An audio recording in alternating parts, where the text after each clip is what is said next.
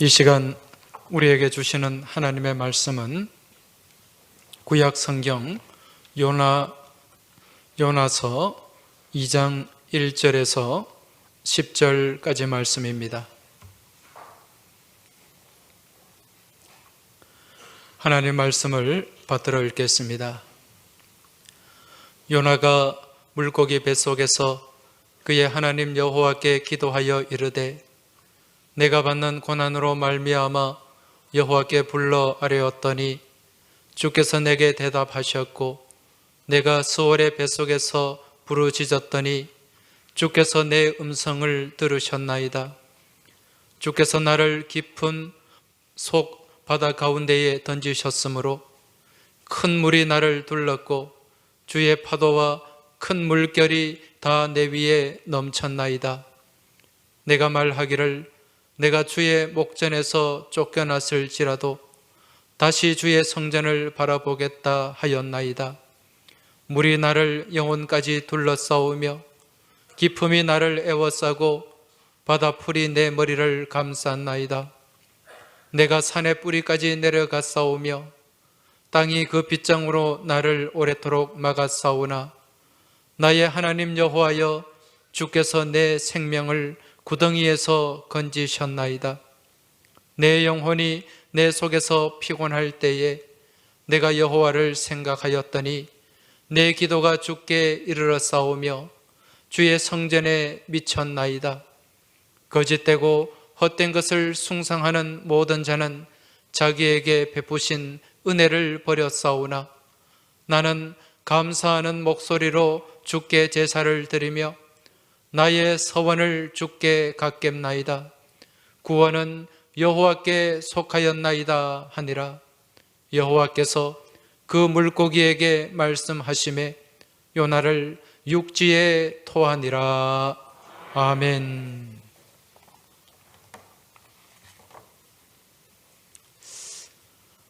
아마 이 자리에 계신 우리 교우들께서도 같은 마음이겠습니다마는 지금 온 나라가 이태원 참사로 인해 큰 아픔을 겪고 있습니다.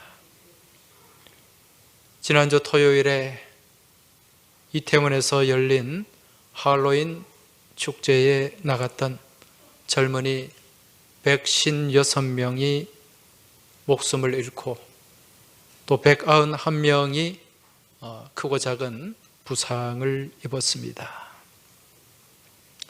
우리가 이 참사를 당하기 전까지는 이런 유형의 사고는 우리와는 아주 먼 거리에 있는 사고라고 생각을 했습니다. 저기 멀리 중동 지방이나 동남아시아에서 주로 일어나는 그런 사고인 줄 알았는데 이런 사고가 우리나라 수도 그 중심에서 일어남으로 인해 온 나라가 충격에 휩싸였고 또 그동안 대한민국을 안전한 나라라고 여기고 있던 전 세계 많은 나라 사람들이 놀라움을 금치 못하고 있습니다. 이제 이 사고가 일어난 지 일주일이 지난 지금 이 사고의 책임이 누구에게 있는가? 이것을 가리기 위해서 정치권과 또 언론이 서로 공방을 벌이고 있습니다. 여러분, 이런 경우를 두고 우리 조상들이 한 속담이 있죠. 그게 뭡니까? 소 잃고 외양간 고치는 격입니다. 지금 여러분은 이 사고의 책임이 누구에게 있다고 생각하십니까? 대통령? 국무총리? 행안부 장관? 물론 여기에 대해서 대통령도 책임이 있습니다. 국무총리에게도 책임이 있고 행정안전부 장관에게도 책임이 있어요. 서울시장에게도 책임이 있고 경찰청장에게도 책임이 있고 또 구청장에게도 책임이 있습니다. 그렇다면 이러한 책임이 이들 공직자들에게만 있는 것일까요? 여러분, 이건 어느 특정한 사람의 책임뿐만 아니라 우리 사회 구성원 모두의 책임이라고 할 수가 있습니다. 그리고 이 참사의 책임은 오늘날 우리 한국 교회와 그리스도인들에게도 분명히 있습니다. 목사인 저에게도 책임이 있습니다. 왜 그렇습니까? 이 할로윈데이라는 이 행사는 영적인 문제와 결부가 되어 있기 때문에 그래요. 지난 주일에도 잠깐 언급을 했습니다마는 이 할로윈데이라는 이 말은 과거 천주교에서 전통적으로 시행을 해왔던 성인 축일에서 기인된 말입니다. 과거에 이 로마 가톨릭 교회는 이 교황 보나파시오 4세, 주후 609년이에요. 이 보나파시오 4세 때부터 성인 축일이라는 것을 만들었습니다. 이날을 할로우스 데이라 그렇게 불렀어요.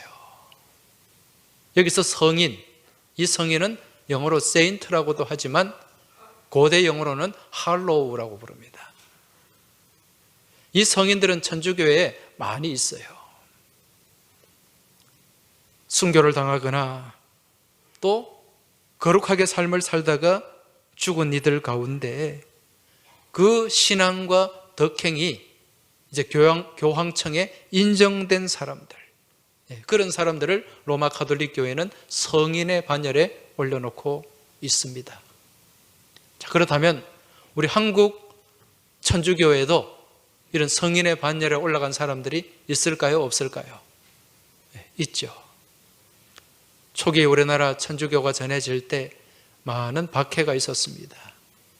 신유 박해, 기해 박해, 또 병호 박해, 병인 박해, 이런 박해 때 많은 이 천주교 신자들이 목숨을 잃었어요. 이때 희생된 사람들 가운데 103명을 이제 성인의 반열에 올려놓고 있습니다. 그래서 우리 한국 천주교는 한국의 성인 103이다 그렇게 부르고 있는 거죠. 아무튼 천주교에서는 이제 1년 365일을 매일매일 이런 성인들의 이름을 넣어서 그날은 어느 성인의 날, 또 이날은 어느 성인의 날 그렇게 불렀어요.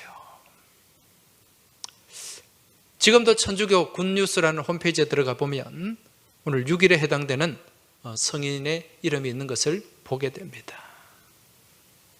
그런데 문제는 로마 카톨릭에서 공인한 성인들의 숫자들, 그 숫자가 1년 365일보다 훨씬 더 많다는 것입니다.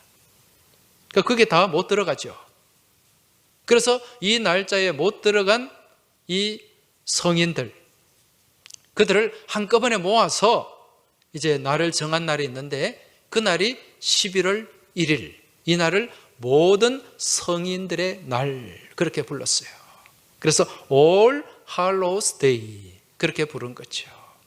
다르게는 이 날을 만성절이다, 한자로는 그렇게 부릅니다.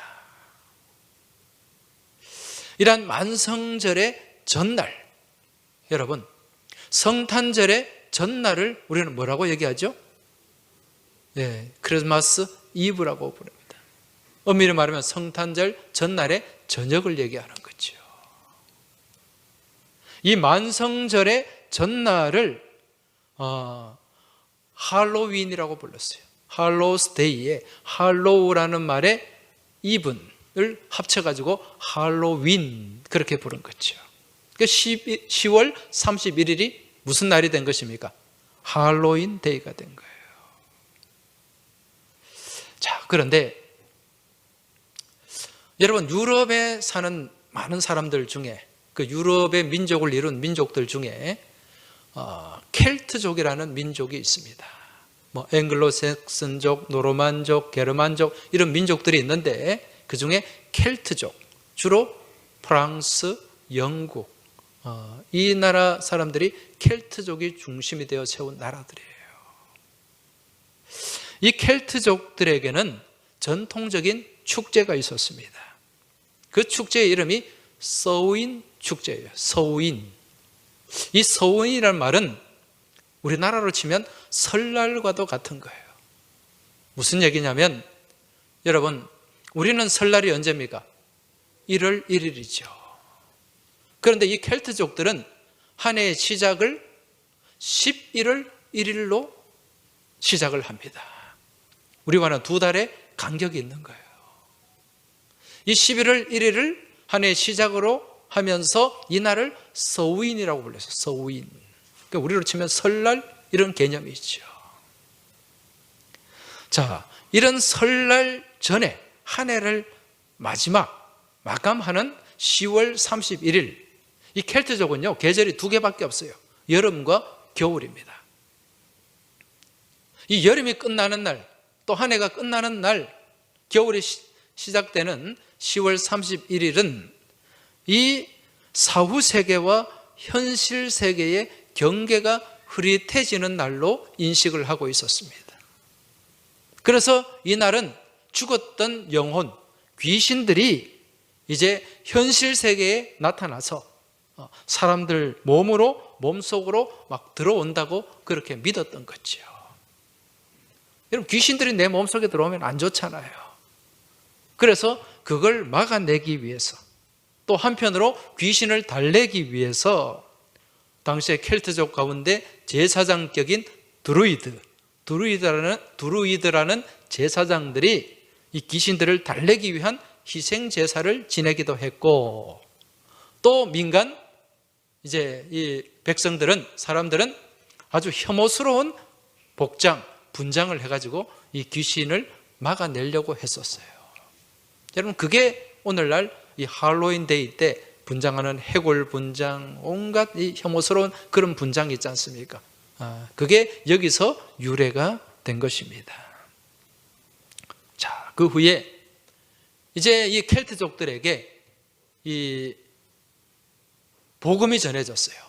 복음이 전해지고 그 로마 카톨릭이 이제 전해지게 된 거죠. 그러면서 이 11월 1일 만성절과 또 이 켈트족들의 서우인 축제, 이 날이 겹치잖아요.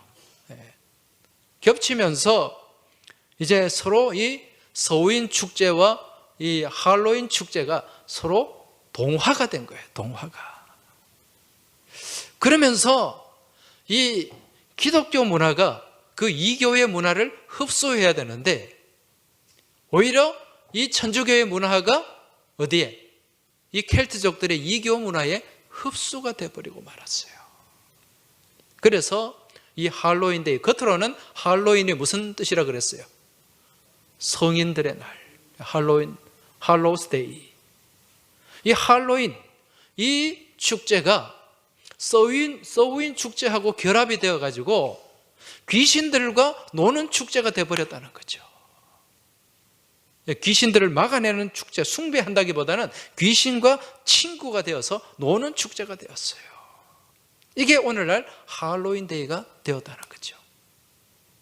근데 여러분, 이 10월 31일 이 날은요 여러 가지 이 신앙적으로나 영적으로 의미가 있는 날이에요. 우리 개신교 전통에서는 10월 31일이 어떤 날이죠? 10월의 마지막 밤이에요. 우리가 지난 주일 무슨 주일로 지켰습니까? 종교개혁주일로 지켰잖아요. 1517년 마르틴 루터가 종교개혁을 한 날이 언제였습니까? 10월 31일 만성절 전날이었어요. 그 비텐베르그 성문 앞에 95개조의 반박문을 붙이고 종교개혁의 불길이 불타올랐던 날이 10월 31일입니다. 여러분, 종교개혁은 어떤 날입니까? 말씀을 회복하고 신앙의 본질을 회복하는 날이지요. 이러한 10월 31일 날 종교개혁에 대한, 교회를 다니는 사람들까지 종교개혁에 대한 그런 어떤 전통을 생각하기보다는 할로윈데이, 이 이교도들에게 전해온 이 귀신 노름, 여기에 막 휩쓸려서 지내게 되었다는 거죠. 여러분, 귀신들의 친구가 되어서 벌이는 축제를 하나님이 기뻐하시겠습니까? 그렇지 않아요. 제가 앞서 이 이태원 참사의 책임이 한국 교회와 그리스도인들에게도 있다는 것은 바로 이러한 하나님 영광을 가리는 이 이교적인 축제를 한국 교회와 그리스도인들이 올바르게 인도하지 못했고, 오히려 많은 크리스찬들이 이러한 할로윈 축제에 같이 참여해 왔다는 것, 여기에 책임이 있다는 거예요. 이제 제가 이렇게 말씀을 드리면 어떤 분들은 그렇게 생각하실 수도 있습니다. 아, 하나님께서 이 할로윈 데이를 기뻐하지 않으셔서 그날 이태원에서 이 사람들을 심판하신 거구나, 그렇게 생각하는 분이 계실지 모르겠어요. 여러분, 너무 비약해서 듣지 마시기 바랍니다. 왜냐하면 우리 하나님은 정말 아무것도 모르고 하루 저녁 그곳에 간 어린 영혼들까지 그렇게 무참하게 심판하실 정도로 옹졸하신 분은 아니라는 것, 여러분 믿음으로 깨달으시길 바랍니다. 여러분, 그 자리에 간 아이들, 젊은이들이 할로윈이 뭔지 알고 갔겠습니까? 무슨 의미인지 알고 갔겠어요? 그냥 시루가 그렇게 흘러가니까 그렇게 휩쓸려서 갔을 뿐이에요. 그냥 무지한 거죠, 영적으로. 지금 지난 이태원 사건은 우리 인간의 무지와 어리석음과 이기심과 더불어서 이 땅의 교회와 그리스도인들이 영적 무감각과 무책임함으로 인해 일어난, 어떻게 보면 영적 참사라고 할 수가 있습니다. 성경 누가복음 13장 말씀을 보면 예수님 당시에 그 예루살렘 성벽 가운데 실로암 망대라는 높은 파수대가 있었습니다. 이 실로암 망대는 그 실로암 연못 근처에 성벽에 쌓여져 있는 그런 파수대예요. 그런데 어느 날 이 실로암 망대가 갑자기 무너졌어요. 그래서 거기에 올라가 있던 사람 18명이 한꺼번에 죽고 말았습니다. 대참사가 일어난 거죠. 이때 이 사건을 두고 사람들은 설왕설래했습니다. 저 사람들이 왜 죽었을까? 그때 예수님이 말씀하세요. 이 사고로 죽은 사람이 다른 모든 사람들보다 죄가 더 있어서 죽은 줄 아느냐? 이런 질문을 던집니다. 그리고 뭐라고 말씀합니까? 그렇지 않다. 죄가 더 있어서 그렇게 망대가 무너지고 거기서 죽은 것이 아니라는 것입니다. 그렇습니다. 지난주 토요일 이태원에 나갔다가 죽은 사람들, 이들 또한 다른 이들보다 죄가 더 많아서 그런 비극을 겪은 것이 아니라는 거예요. 그래서 이 땅을 가득 채우고 있는 인간의 온갖 탐욕과 이기심과 무지함과 어리석음이 이들을 죽음으로 내몰았다는 사실을 우리가 깨달아야 될 줄 믿습니다. 바라기는 근본 사건을 계기로 다시 한번 한국 교회와 그리스도인들의 영적인 자화상을 우리가 한번 되돌아봐야 됩니다. 우리가 과연 이 땅 가운데서 선한 역할을 감당하고 그런 선한 영향을 흘려보내고 있는가? 한번 우리를 돌아보면서 믿음 안에서 회개하는 계기로 삼고 현재 아픔을 당한 이웃들을 위해서 같이 아파하고 같이 눈물 흘리며 같이 기도하는 성숙한 우리 한국 교회와 그리스도인들이 되어야 될 줄 믿습니다. 이제 오늘 우리가 같이 나눌 말씀, 이 말씀의 제목이 스올의 뱃속에서 감사라는 제목인데, 여러분 오늘 이 말씀은 누구에 관한 말씀입니까? 이 말씀의 주인공이 누구입니까? 선지자 요나입니다. 여러분, 이 요나를 생각하면 가장 먼저 떠오르는 동물이 있죠. 어떤 동물입니까? 바닷속에 있는 고래입니다. 많은 사람들이 이 요나를 집어삼킨 동물이 고래라고 생각하는데 성경에는 고래가 나올까요? 안 나올까요? 안 나옵니다. 그저 큰 물고기, 히브리 말로 다그 가돌, 이렇게 기록이 되어 있습니다.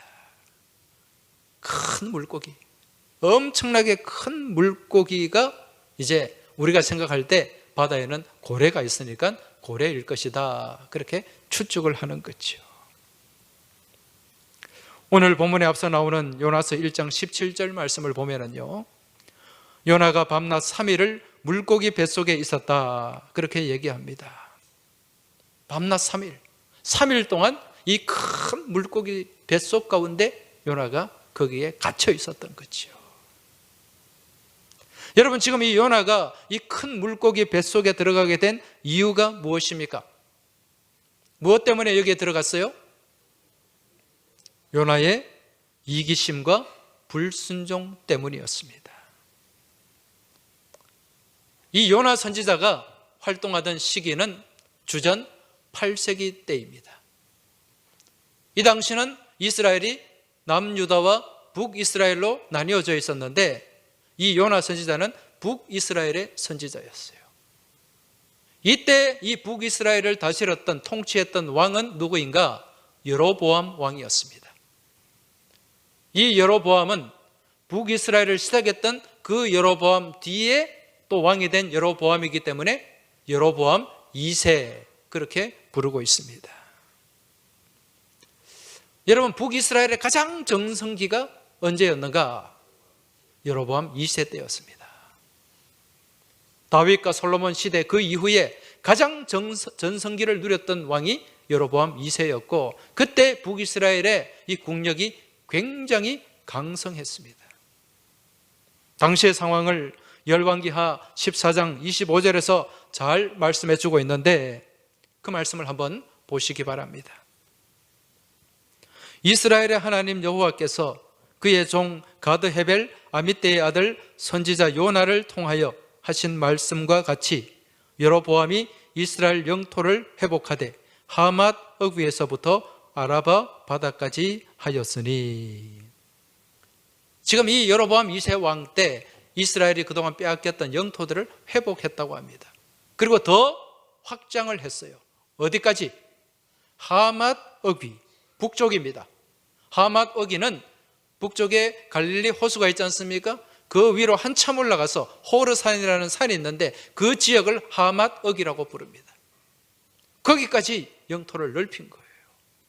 그리고 남쪽으로는 어디까지? 아라바 바다까지. 아라바 바다가 어디입니까? 사해 바다를 일컫는 거예요. 여러분, 원래 이 사해는 남유다 지경입니다. 거기까지 북이스라엘의 영토가 확장되었다는 거죠. 그만큼 국력이 강성했다는 얘기입니다. 그런데 이러한 북이스라엘을 사사건건 침공하고 괴롭히고 또 그 지경을 넓히지 못하도록 가로막는 나라가 있었는데 여러분, 그 나라가 어떤 나라였을까요? 아수르라는 제국이었습니다. 우리가 잘 아는 아시리아 제국입니다. 북이스라엘에 가장 위협이 되었고 힘들게 했던 나라였어요. 여러분도 잘 아시겠지만은 이 아시리아, 아수르라는 민족은 굉장히 호전적인 민족입니다. 그리고 발달된 무기를 가지고 있었어요. 그러한 힘을 가지고 주변국들을 아주 잔혹하게 짓밟았습니다. 거기에 북이스라엘도 예외는 아니었다는 거죠. 더불어서 하나님을 무시하고 하나님을 대적하는 악행까지 저질렀습니다. 이제 하나님께서는 이러한 아수르 제국, 아수르 민족을 심판하실 계획을 세우셨고 이에 선지자 요나에게 명령을 하십니다. 내가 저 아수르를 심판할 계획을 세웠으니 저들에게 가서 저들의 수도 니느웨로 가서 곧 하나님의 심판이 있을 것이다. 이걸 전해라. 왜 하나님이 요나에게 이걸 전하라고 말씀하셨을까요? 그 민족 아수르에게 무엇을 주시기 위해서? 기회를 주시기 위해서. 무엇할 기회? 회개할 기회. 그런데 요나는 이러한 하나님의 계획이 마음에 들었을까요? 들지 않았을까요? 전혀 마음에 들지 않았습니다. 이 요나는요, 철저한 민족주의자였어요. 그리고 반아수르 감정을 가지고 있었습니다. 여러분, 과거에 우리가 일제강점기에 그렇게 어려움을 당할 때 우리 민족운동을 하던 분들 다들 일제에 대한, 일본에 대한 무슨 감정을 가지고 있었습니까? 반일 감정을 갖고 있잖아요. 지금도 반일 감정을 갖고 있는 사람들이 많이 있습니다. 이게 민족 감정이에요. 지금 요나는 아수르에 대한 이 반아수르 민족 감정을 가지고 있었어요. 그래서 요나 생각에는, 아니 저런 악한 백성들, 악한 민족들 하나님이 그냥 심판하시고 쓸어버리시면 되지, 왜 굳이 나를 보내서 저 사람들이 살아날 기회를 주려고 하시는 건가? 불만이 있었습니다. 불평이 있었어요. 그래서 하나님은 이 요나에게 그 회개의 메시지를 가지고 아수르의 수도 니느웨로 가서 전해라 명령하셨는데 요나는 거기에 불순종했어요. 가지 않았습니다. 가만히 있다가는 안 될 것 같으니까 하나님을 피해서 어디로 도망칩니까? 다시스라는 곳으로. 여러분, 이 다시스는요, 이 니느웨와는 굉장히 거리가 먼 곳 반대편입니다. 이 다시스는 지금 지도를 놓고 보면 스페인 땅, 그 스페인 땅 그 지중해 좁은 그 통로가 있잖아요. 지브롤터 그 해협이라고 하는 그 좁은 해협이 있는데 그 지역이에요. 거기에 그쪽으로 다시스로 도망을 갔다는 것입니다. 여러분, 이제 그쪽으로 가기 위해서 이 요나가 이제 배를 타죠. 예, 항구에 가서 배를 타는데 문제는 이제 이 요나가 타고 가는 배가 지중해를 항해하던 도중에, 여러분 이 지중해 바다는 굉장히 변덕스럽거든요. 한참 항해를 하는데 갑자기 엄청난 폭풍이 일어나기 시작했습니다. 그 폭풍이 너무도 심해가지고, 여러분 사도 바울도 타고 가다가 폭풍을 만났잖아요. 유라굴로라고 하는 광풍을 만났는데 아마 그런 광풍이었던 것 같아요. 배가 뒤집어질 위기에 놓여졌습니다. 그때 배에 타고 있던 많은 선원들이 각자가 섬기는 신의 이름을 부르면서 막 기도를 했어요. 그래도 아무 소용이 없습니다. 그래서 배에 싣고 있던 많은 짐들, 이 배가 아마 지중해로 이렇게 무역하는 무역선이었던 것 같은데 그 배에 싣고 있던 많은 화물들을 다 바다에 던졌습니다. 그래도 그 위기가 멈추지 않았어요. 이제 그 배에 타고 있던 선원들이 서로 의논을 합니다. 이거는 지금 이 배에 아주 죄를 많이 지은, 신을 노하게 한 그런 사람이 있기 때문에 지금 우리가 이런 어려움을 당하고 있다. 그래서 그 사람이 누구인가? 제비를 뽑아보자. 그래서 그들이 모여서 제비를 뽑았는데, 그 원인의 제비를 뽑았는데 그 제비를 누가 뽑았습니까? 요나가 뽑게 된 거죠. 여러분, 요나는 알고 있었을까요? 몰랐을까요? 자기는 지금 이 폭풍의 원인이 왜 이런 고난이 일어났는지 아마 요나는 알았을 거예요. 그래서 자기가 제비를 뽑고 왜 내가 이걸 뽑았느냐 원망하지 않아요. 쿨하게 인정합니다. 지금 이 풍랑의 원인이 나에게 있다. 인정을 합니다. 그리고 나를 바다에 던지라. 그래서 요나가 바다에 던져지게 됩니다.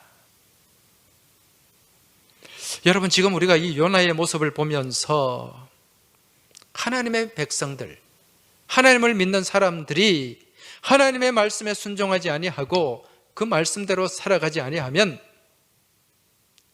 우리의 주변이 힘들어져요. 세상이 어려워지게 된다는 거예요. 여러분, 하나님은 안 믿는 사람들에게는 크게 관심이 없습니다. 그러나 하나님의 자녀, 하나님의 백성에게는 하나님의 관심이 있을까요? 없을까요? 있죠. 어떻게 해서든지 하나님의 자녀가 올바른 길을 가도록 인도하고자 하시는 분이 목자 되신 우리 하나님 아버지인 줄 믿으시기 바랍니다. 그래서 지금 이 이태원 참사에 한국 교회와 그리스도인들이 자유롭지 않다는 게 바로 여기에 있는 거예요.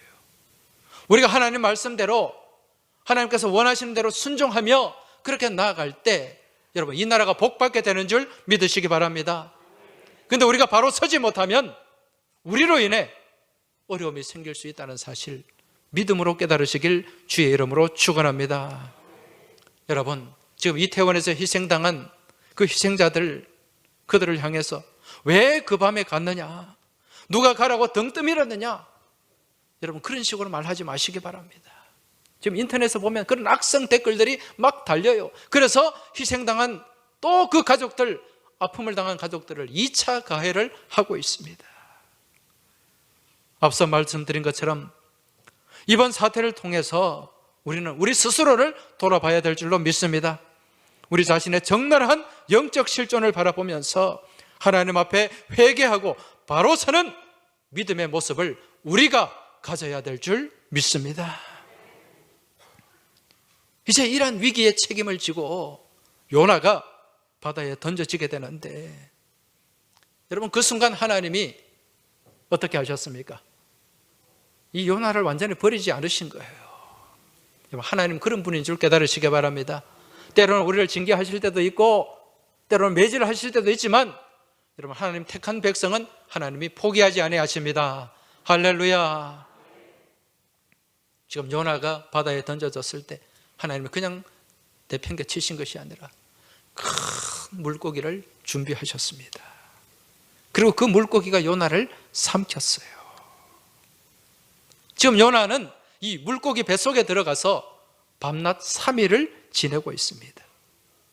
이 어둡고 캄캄하고 답답하고 정말 처참한 이 물고기 뱃속에서 드린 기도가 오늘 본문의 말씀이라는 거죠. 여러분, 지금 여러분이 이 물고기 뱃속에 들어가 있다고 한번 상상해 보시기 바랍니다. 아마 어떤 분은 이런 생각을 하실 수도 있어요. 요나가 물고기 뱃속에 들어가 있으면 이 물고기에 강한 소화액이 나와가지고 엄청 뜨겁고 엄청 따가울 텐데 그렇게 생각하는 분도 계실지 모르겠고요. 또 이 물고기 뱃속에 상소가 부족해가지고 아마 몇 분도 숨쉬기도 어렵고 몇 분 동안 살기도 어려울 텐데 그렇게 상상하시는 분도 계실 겁니다. 여러분 그런 과학적으로 상상하는, 생물학적으로 상상하라는 게 아니에요. 영적으로 한번 들여다보시기 바랍니다. 영적으로 지금 이 상태가 어떤 상태일 것인가.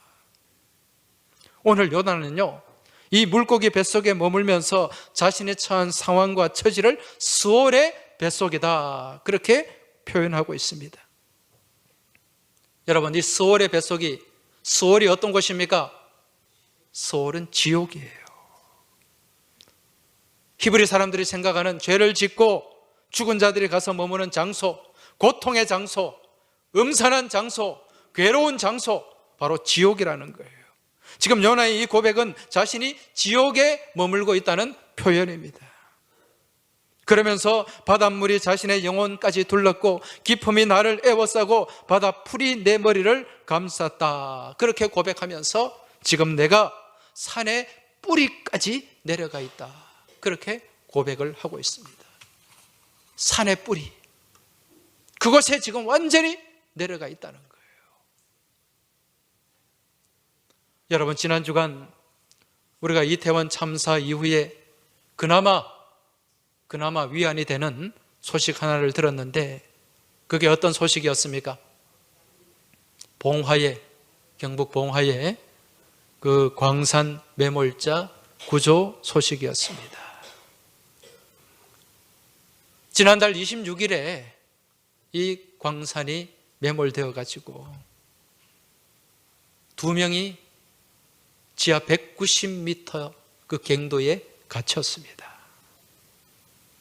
매몰된 지 221시간, 근 열흘 만에 이들이 구조가 되었어요. 여러분, 지하 190m 밑에 얼마나 답답하고 얼마나 음산하고 얼마나 어둡고 얼마나 춥겠습니까? 거기서 커피 믹스로 열흘을 버텼다고 해요. 여러분, 지금 이들이 고립되었던, 매몰되었던 지하 190m, 그곳이 바로 오늘 본문에서 말씀하는 산의 뿌리입니다. 지금 요나 또한 이러한 소울의 뱃속, 산의 뿌리 가운데 내던져져서 모든 것을 포기할 수밖에 없는 그 상황 속에서 요나가 보여준 모습은 어떤 모습이었는가? 여러분, 오늘 본문 9절을 한번 보시기 바랍니다. 9절 말씀 같이 한번 읽어보겠습니다. 나는 감사하는 목소리로 주께 제사를 드리며 나의 서원을 주께 갚겠나이다. 구원은 여호와께 속하였나이다 하니라. 할렐루야. 요나가 뭐라고 고백하고 있습니까? 이 수월의 뱃속 가운데서 산의 뿌리까지 그렇게 내동댕이 쳐진 그 상황 속에서 나는 감사하는 목소리로 주께 제사를 드리겠다. 할렐루야. 오늘 이 요나의 고백이 지금 이 자리에 함께 예배하는 여러분과 저의 믿음의 고백이 될 수 있길 주의 이름으로 축원합니다. 여러분, 지금 요나가 이 상황에서 감사를 할 수 있을까요? 감사가 나올까요? 여러분 같으면 어떻겠습니까? 지금 이 상황은 감사를 할 수 없는 상황이에요. 감사한다면 도리어 이상한 상황입니다. 그런데 요나는 이 산의 뿌리, 수월의 뱃속 가운데서 하나님 앞에 감사를 올려드리며 감사의 제사를 드릴 것을 서원하고 있습니다. 여러분, 이게 진짜 믿음인 줄 깨달으시기 바랍니다. 이것이 진짜 감사인 줄 믿으시기 바랍니다. 좋은 조건, 좋은 환경에서는 누구나 감사할 수 있어요. 하나님 안 믿어도, 하나님 몰라도 감사할 수 있습니다. 좋은 선물을 받고 기쁜 일이 있으면 누구나 기뻐하고 감사할 수 있다는 거지요. 하지만 이처럼 수월의 뱃속, 산의 뿌리까지 내려가 있을 때에는 아무나 쉽게 감사할 수가 없습니다. 이러한 감사는 진짜 믿음이 있는 사람만 할 수 있는 감사인 줄 깨달으시기 바랍니다. 이러한 진짜 배기 감사, 진짜 배기 감사를 통해서 세상이 줄 수 없는 놀라운 은혜와 놀라운 능력을 경험하게 되는 줄 믿으시기 바랍니다. 지금 요나가 이 수월의 뱃속에서 도저히 감사할 수 없는 상황에서 하나님 앞에 온전한 감사를 드렸을 때 어떤 일이 일어났습니까? 오늘 본문 10절을 같이 한번 읽어보겠습니다. 여호와께서 그 물고기에게 말씀하시매 요나를 육지에 토하니라. 할렐루야. 그 수월의 뱃속에서 나오게 된 거죠. 여러분, 우리 인생 문제 해결의 열쇠는 오직 하나님께 있는 줄 믿으시기 바랍니다. 그러한 열쇠는 우리가 어떤 상황, 어떤 처지에서도 감사하며 나아갈 때 그 열쇠가 작동하게 되는 줄 믿으시기 바랍니다. 감사가 인생 문제 해결의 열쇠라는 것입니다. 지금 아마 이태원에서 희생당한 이 가족들, 그 자녀들을 둔 가족들은, 그 부모들은 지금 수월의 뱃속, 산의 뿌리까지 내려가 있을 것입니다.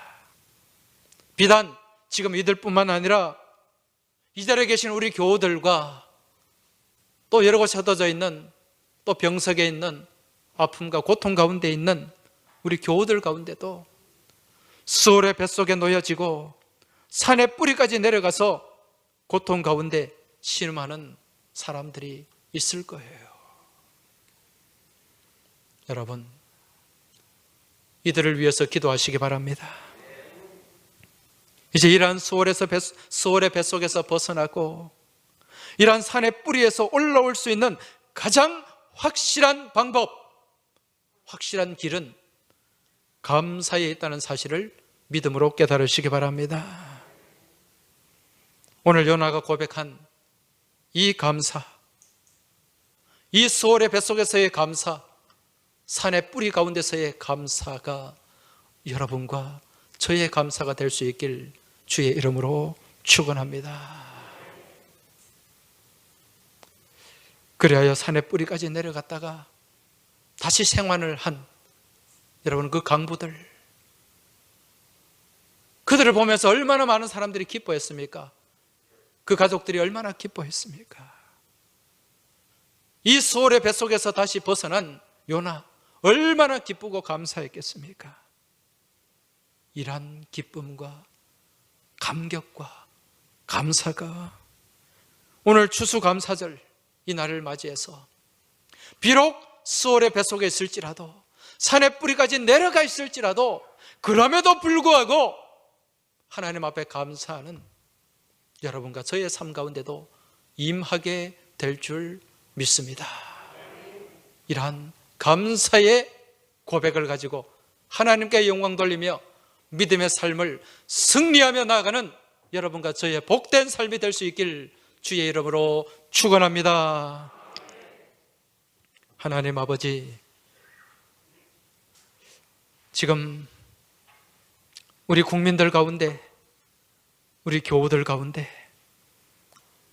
수월의 뱃속에 갇혀 있고 산의 뿌리까지 내려가 있는 백성들이 있고 교우들이 있습니다. 주님, 이러한 곳에서 이러한 때에 절망을 품지 않게 하여 주시고 주님 말씀 붙잡고 약속 붙잡고 소망을 바라보게 하여 주옵소서. 비록 이러한 처지에 놓여 있을지라도 오늘 이 요나의 감사의 고백이 터져나게 하여 주시옵소서. 그리하여 그러한 감사의 능력과 감사의 은혜와 감사의 기쁨이 충만하게 하시고 그러한 감사를 통하여 우리 하나님이 지고 계신 인생 문제 해결의 열쇠가 작동되게 하여 주시옵소서. 이번 한 주간에도 이러한 감사를 가지고 승리하는 저희 모두가 되길 소망하며 우리 주님 예수 그리스도 이름으로 기도하옵나이다. 아멘.